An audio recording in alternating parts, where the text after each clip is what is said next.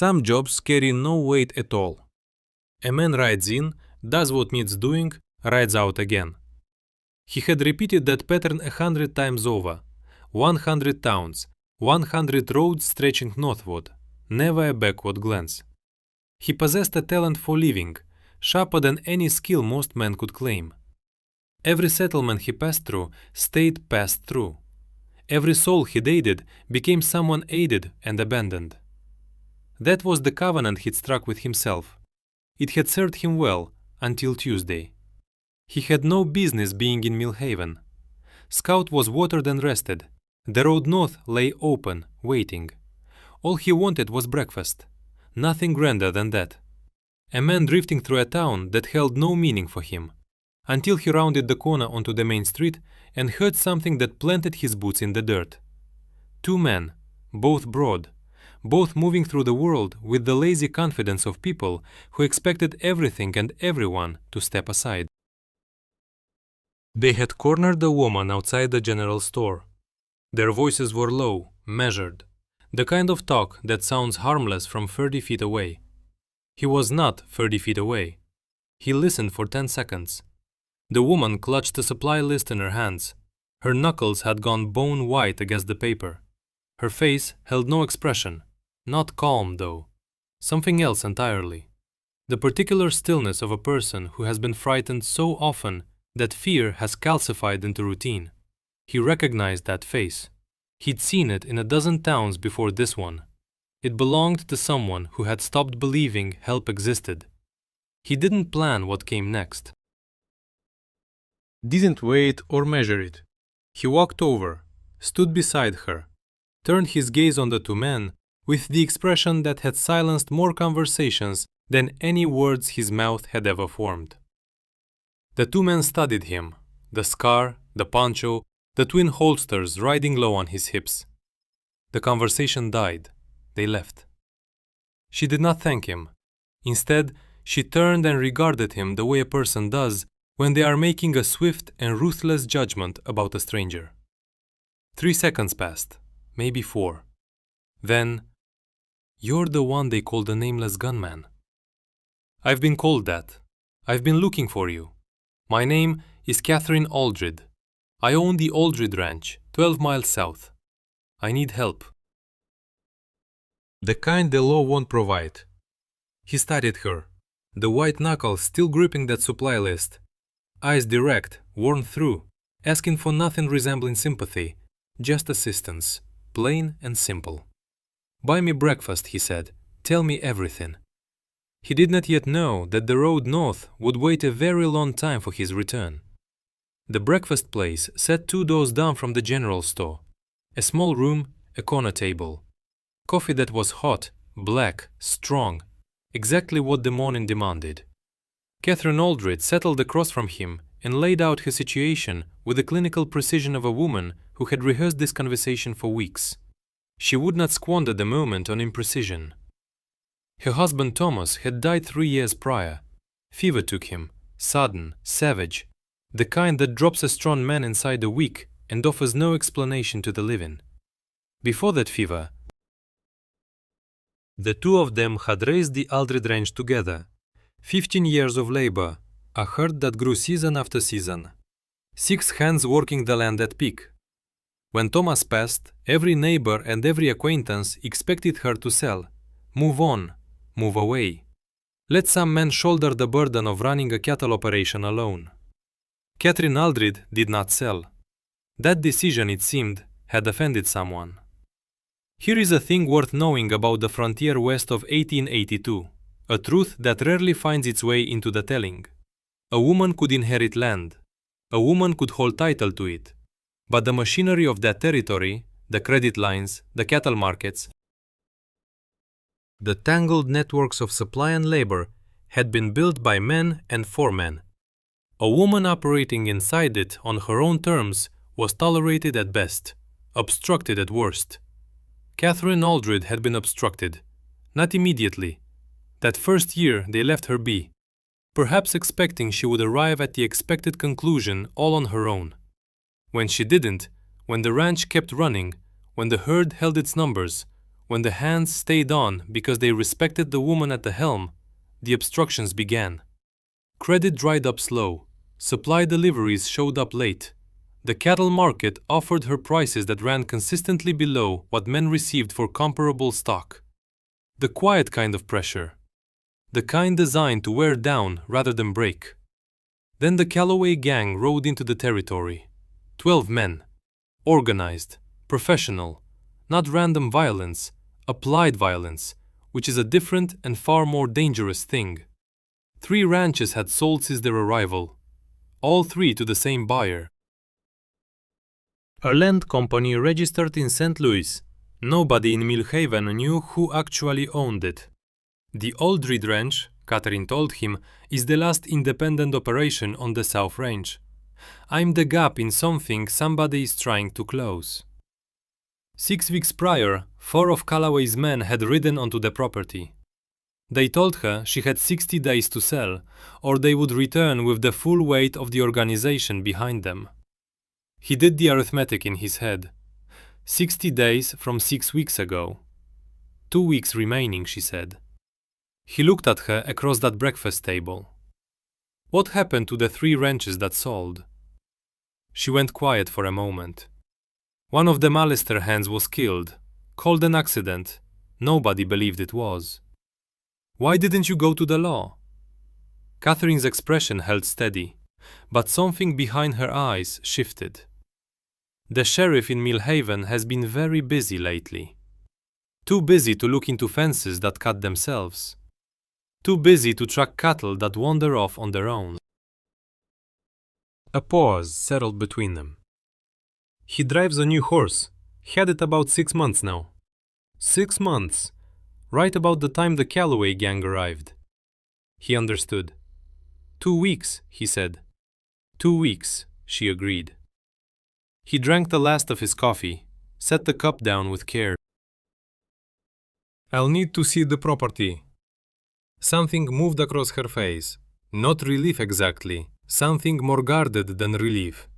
The expression of a woman who had been managing alone for 3 years, who had learned not to let herself feel a thing until it was confirmed. When can you ride out? This afternoon, he said. The 12 miles south of Millhaven told a story the town had not fully told him. Good land, well-watered grass running green against the tan hide of the surrounding range. The Aldred Ranch sat in the center of it with the quality of a place built with intention and held together with pride. 2-story house, large barn, a healthy herd grazing the south pasture. But as he rode closer, he noticed something else. The water trough sat where it shouldn't. Barn doors opened outward instead of inward. 3 fence posts along the north approach, new wood driven into old holes, replaced recently, set at slightly different angles than the originals. Someone had been here. Had walked this property with specific measuring eyes. Calloway's people assessing the ground before the deadline arrived. He noted every detail, filed each one away, said nothing. That evening at the kitchen table, he laid out what he had seen on the approach, told her what it meant. She listened without interrupting. When he finished, she spoke. They've been here twice that I know of. He didn't say much, but what he said was specific and considered, and she noticed. He caught himself noticing that he was noticing. Said goodnight, went to the spare room. The questioning had run an hour by the time they finished. Late now. The fire had burned itself down to a bed of orange coals, and somewhere in the middle of it all they drifted, without deciding to, from the kitchen table to the chairs beside the hearth. The conversation shifted on its own. No announcement, no conscious turning point. One moment they were speaking about the Calloway gang and the deadline. The next it was Thomas, the ranch. The particular weight of 3 years spent building something alone that had been designed from the first nail and fence post to be built by 2. Probably more than I don't. The man who did the talking 6 weeks ago, she said. Tell me about him. She paused, thought about it carefully. Precise. Everything he said was exactly what he meant, nothing more, like he'd rehearsed it 100 times before. Her eyes held steady. That's the man I need to know about. He spent the next day back in Millhaven, gathering the kind of information a kitchen table couldn't provide. The Calloway gang carried a reputation across the territory. 12 men, organized, a clear chain of command that didn't bend or blur. The man who spoke, the precise one Catherine had described, was known in saloon conversations only as Crane. Not a first name, not a last name, just Crane. The way certain men collect single names that serve as both identity and warning. 40 years old, lean, dark-eyed. He carried the specific bearing of a man who had done this work long enough to stop finding it interesting and simply found it functional. Crane did not fight when he could intimidate. He did not intimidate with noise. He did it with a particular kind of quiet. The quiet of someone who has nothing left to prove, because the proof was already buried in the ground behind him.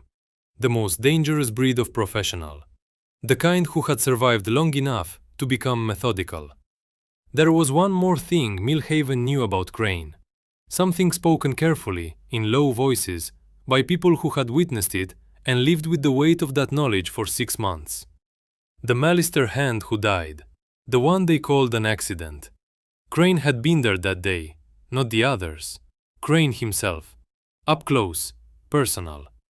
The way a man does a thing when he wants every soul watching to receive the message with absolute clarity. That was who rode toward the Aldred Ranch with 2 weeks left on the clock. He sent a telegram to a contact at a federal land office. The reply arrived on the 4th day.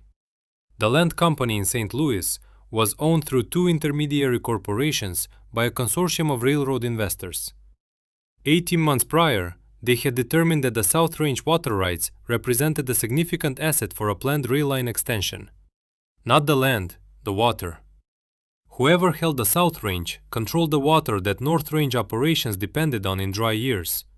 And the next dry year was overdue. That evening on the porch, he told Catherine about the water. She went quiet for a long time. The kind of quiet that has weight to it. Thomas knew, she said finally. He talked about it, said whoever controlled the Aldred water rights controlled the South Range. She paused. He said it like it was a responsibility, not an asset. It's both, the stranger said. He would have hated what they are doing with it. Most men who build things hate what happens to them after. She looked at him then, and she said something he wasn't expecting. He had sat on a lot of porches in a lot of towns, had endured the quote 11 conversation more times than he could count. Most occasions, he gave the answer that was true and sufficient and moved on. That evening, he found himself saying more than sufficient. Not because she pressed for it. Something in the particular quality of her listening made more feel like the right amount. That should have told him something. He wasn't paying attention. On the morning of the 3rd day, he rode out to find Crane. Not toward the Calloway gang's base. He read the tracks from the 3 properties that had sold and followed them northwest. Scout's ears went to full attention before the draw came into view. 12 men below, disciplined, organized. The arrangement of people who had been doing this long enough to understand that how you camp tells anyone who finds you exactly how dangerous you are. And Crane, sitting apart from the others at a small fire of his own, reading. He rode down. The camp went alert the moment he crested the ridge.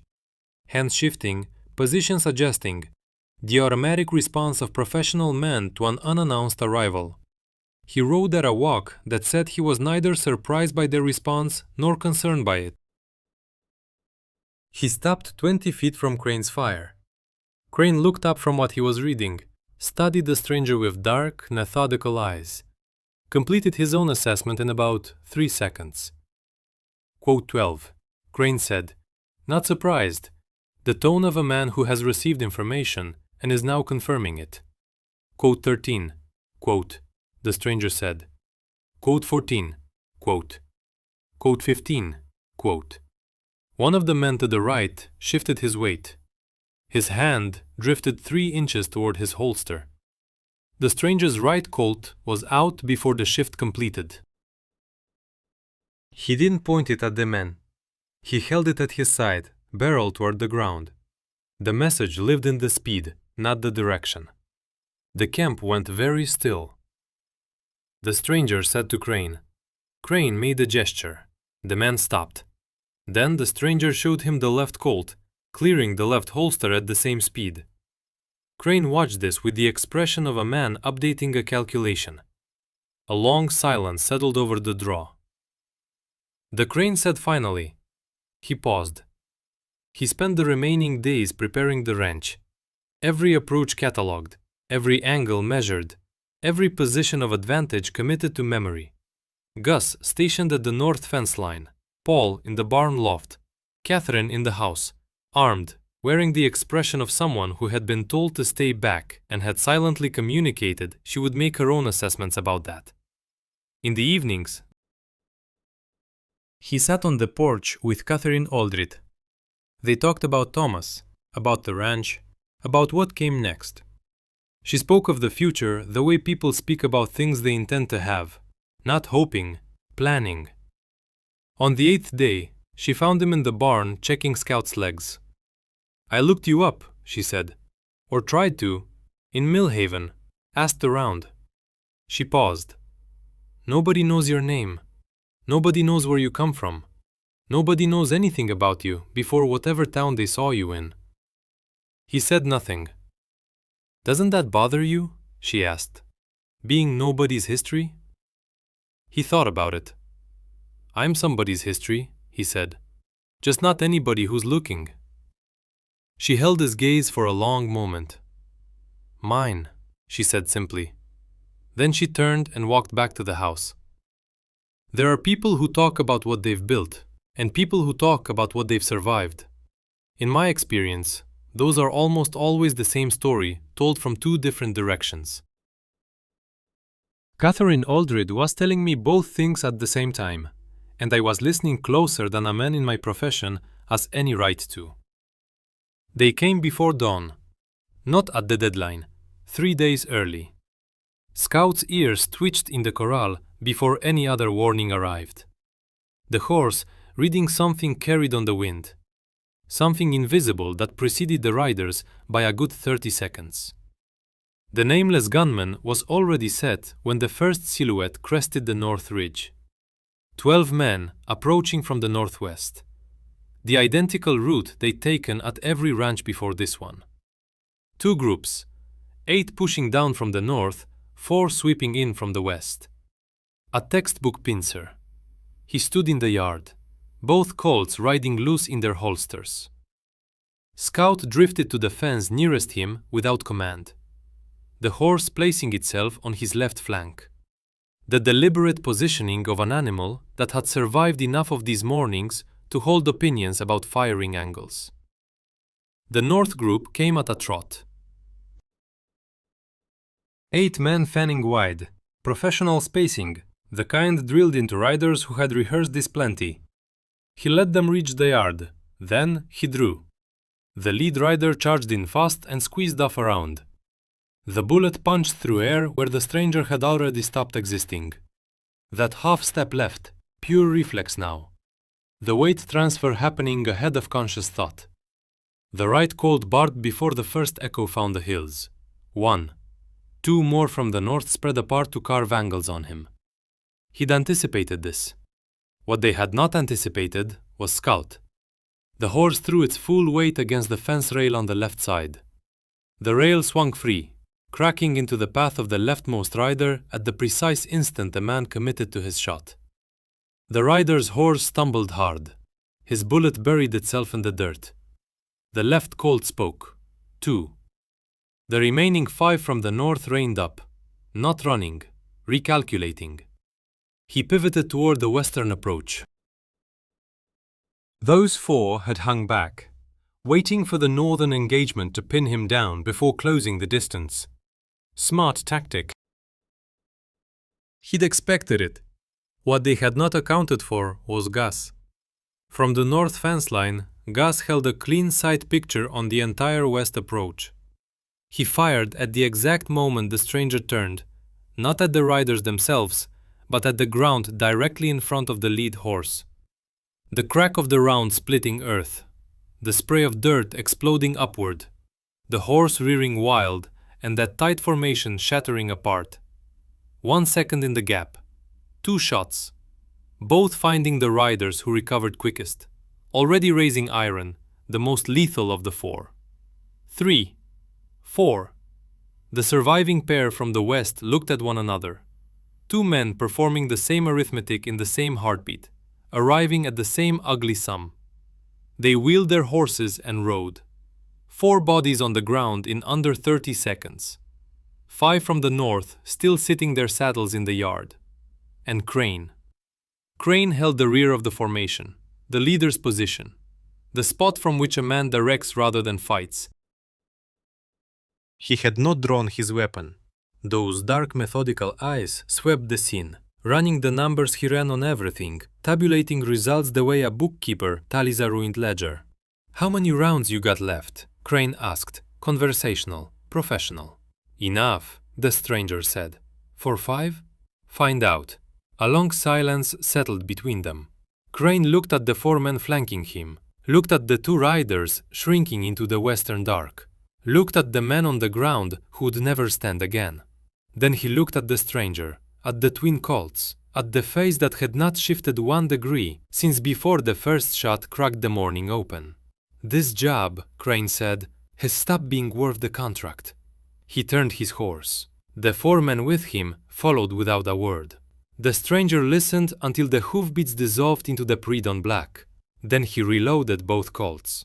Scout crossed the yard and stopped beside him, shoulder warm against his arm.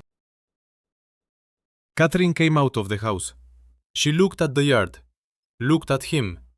Her face was doing what a face does when something held tight for far too long is finally permitted to loosen. Just barely. "Is it over?" she said. "Crane's done," he said. "Whoever hired him will need to decide if they want to try again with somebody else." The federal investigator arrived in Mill Haven 4 days after the fight. A precise man in a good coat. He had been working the railroad consortium case from the St. Louis end. All he'd needed was the specific documentation that Telegram provided, the final thread to make the whole connection hold.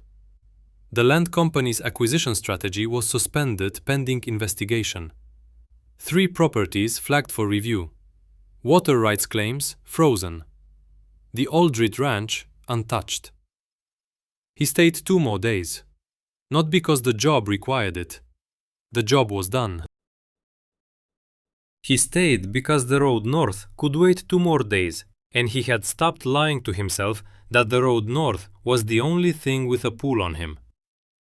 On the last evening, they walked the property boundary together, the full perimeter. The same walk he had made on that first day, reading the ground for weaknesses, measuring fields of fire. But different now. The way the same earth is different when you are no longer looking at it as a problem to solve. At the north fence line, in the last of the light, she stopped, looked out across the country that was hers. "It's good land," he said. "It is," she agreed. Thomas knew what he was doing. We both did. He looked at her. "Yes," he said, "you did." She turned and met his eyes directly. There was a moment, the kind that does not announce itself and does not need to. "Stay," she said, simply, without pressure. The offer of someone who means it and knows the answer might be no. The light was almost gone. The south pasture dark beyond the fence. The barn Thomas had built, a solid shape against the early dark. He was quiet long enough that the silence became its own kind of answer. Not the one she was hoping for, not the one he wanted to give. Just the honest weight of a man who had never stayed anywhere, trying to find the words for why. "I don't stay," he said. "It's not—" He stopped, started again. "There are places that need what I do, and I'm the only one who does it the way it needs to be done. I know that it's not about here, or you. I know that too, I know," she said, gently, completely. the specific kindness of someone who is going to make this easier for him than it deserves to be. I know. He looked at the land, at the fence Thomas had built and Catherine had extended, at the south pasture fading into evening light. I'll come back, he said. She looked at him for a long moment. Don't say that if you don't mean it. I mean it. She nodded once. The same nod she had given on that first morning on the Millhaven street, when she had decided he was the right man for the job. They walked back to the house. He left before dawn. Saddled Scout in the dark barn, working by feel and old habit. The horse read the pre-dawn preparation with the attentiveness of an animal who knew this particular sequence very well. He led Scout out into the yard, stopped, looked up at the upstairs window. A lamp was lit. She was awake. She had known he would leave before dawn. She had lit the lamp anyway. He looked at that window for a moment. Then he mounted Scout and rode north. I have left a lot of places. I have always done things one way. Forward, eyes ahead. No dwelling on what lies behind. This was different. I look back once. At the crest of that first rise, the Aldred Ranch still held its shape against the pre-dawn dark. One window glowed on the upper floor, a single flame against all that black. I looked back at it, then turned Scout north and rode on. Because there were places ahead that needed what I do, because I had told her I would come back. And unlike most words that have left my mouth over the years, that particular one I meant to honor. Scout carried me steady. The lit window shrank behind the rise. Then it was gone. The next thing was always waiting out there. It always was. But this time, for the first time in more years than I cared to count, there was also something south, something lit, something warm, something worth turning a horse around for. 5 stories now. Dust Creek at noon. The horse alone in the desert. Cold Creek. Dodge City. And a ranch 12 miles south of Millhaven, where a widow named Catherine Aldred hired a nameless gunman to protect her land, and received considerably more than she had bargained for. So did he. Now tell me something before you go. Where in this world are you listening tonight? Drop your country in the comments. Let us see how far this trail has stretched. And if you want to keep riding, the last story is waiting for you on screen right now. I will see you on the trail.